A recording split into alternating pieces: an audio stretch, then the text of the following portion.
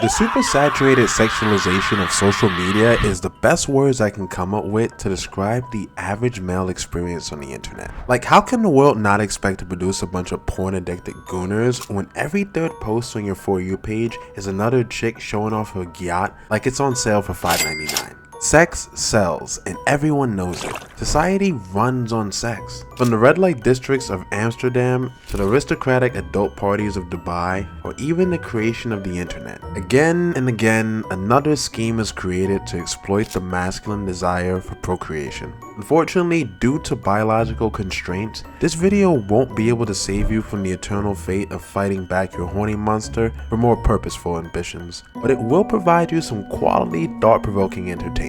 So allow me to take you back to a simpler time. A time where hard candies were 5 cents a pop, where we enjoyed oatmeal cream pies while looking at the street signs, and most importantly, when the internet was made for porn.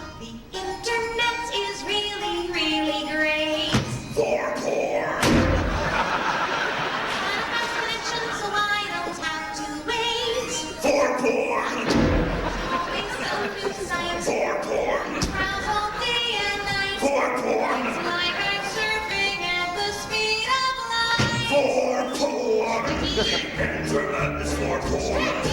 The internet is for porn. Why do you think the net was born? Porn.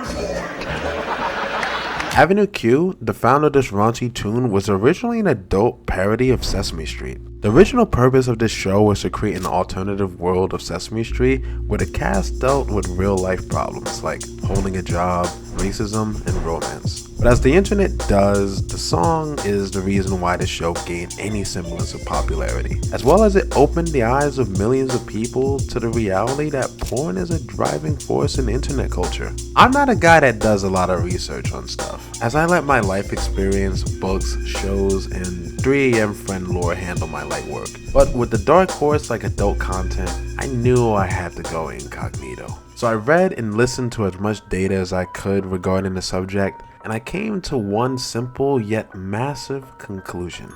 This shit runs too deep. Snack brands, credit card companies, kid shows, and so much more have a stake in the industry. Even getting the numbers on how much does the industry make was a puzzling paradox that ultimately left me like I just finished searching the hub, unfulfilled yet longing for more. Trouble is, like porn, there's far too much to unpack to get to the full scoop. According to certain statistics, porn makes about $17 to $100 billion a year. Now you may think that's a lot of money, but take the US GDP, which is around $27 trillion, drive it further down to e-commerce, aka purchases made on the internet, which is roughly about $2.7 trillion, divide that by the highball number of 100 billion, and you have about 27% of the US population's e-commerce purchases contributing to porn. But it gets worse. This is all hypothetically speaking. We haven't even accounted for things that don't necessarily contribute to the porn industry directly, like OnlyFans,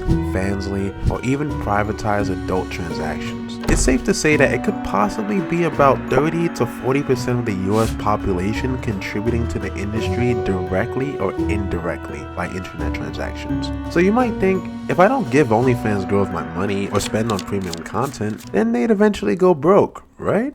Sadly, no. The viewer count of adult content is over 100 times the entire world population. This means that even if you stop paying for porn, there are billions more that are far more likely to at least give into the temptation of buying Belle Delphine's shitty fan videos. Instagram, as you know, is no longer about beautiful women for guys. It's straight up a cesspool for adult advertisements. From the innocuous cooking videos to blatant jiggle physics, somewhere throughout her profile lies the dreaded link tree. Now, I'm not gonna lie to you, sometimes I get a little disappointed. I'm almost certain that some of these girls are certified e-thots, and then I see their actual website or well thought out social media with zero traces of their form before Eve ate the fruit of knowledge. Like, come on, let me turn you into content to prove my point. Jeez. Anyways, the machine keeps turning, regardless of you simply clicking not interested on every thirst trap post. As a guy, your algorithm will not change no matter what. That's because the site's job is to push adult content onto men, young and old, because otherwise, who the fuck would even know who Sophie Rain was without the goddamn Spider-Man video leaking into Instagram? It's a constant struggle for men to avoid their sexual urges, let alone transmuting their sexual energy into a more fulfilling task for the benefit of their tribe and our society. So imagine the trauma it causes when the society they are working on to be more valuable in is pushing content that is proactively destroying their willpower to evolve as men. Some young and ambitious men give into porn and wind up dating poorly because they cannot find a woman that suits the standards of their porn-addicted brains, or receive the curse of early onset ED due to an overuse of adult content. They then feed the machine further, doubling down on their addiction as they lose hope for their potential of building a healthy relationship with women, or building a family, as the content they consume dooms them of that possibility. Or worse, you could be like Nautica Malone, a man that had a wife and kids that he provided for, family and friends that valued his presence, only to ruin his life due to a twisted fantasy of getting off to a service worker at a fast food chain, which receives the majority of his business by exploiting the male libido. It's a crisis. The super-saturated sexualization of all things, from social media to food advertisements to children's TV shows, are forcing our men to subscribe to the machine of adult content before they can even produce sperm. I still remember the first time I saw an adult video.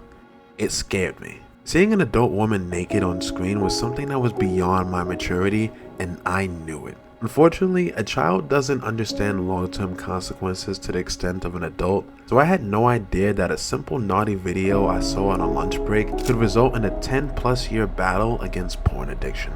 Thankfully, I won. I can't even see the content I once consumed daily the same anymore.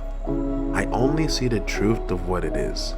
The source of the downfall of men. The reason why we cannot approach women. The reason why we think such evil thoughts about the opposite sex. It's a demonic machine that runs a large stake in our country. I know that consuming it may not mean I stand for that notion, but it does not mean I'm not subscribing to the potential consequences of consuming this content. Perhaps you are too. This video is not designed as a campaign to stop watching porn. But as I began to break down the matter further, I began to understand the seriousness of the issue at hand. Sex may sell, and we as men cannot control our attraction for the opposite sex, but that does not mean we cannot transmute these feelings of lust into something greater than sex.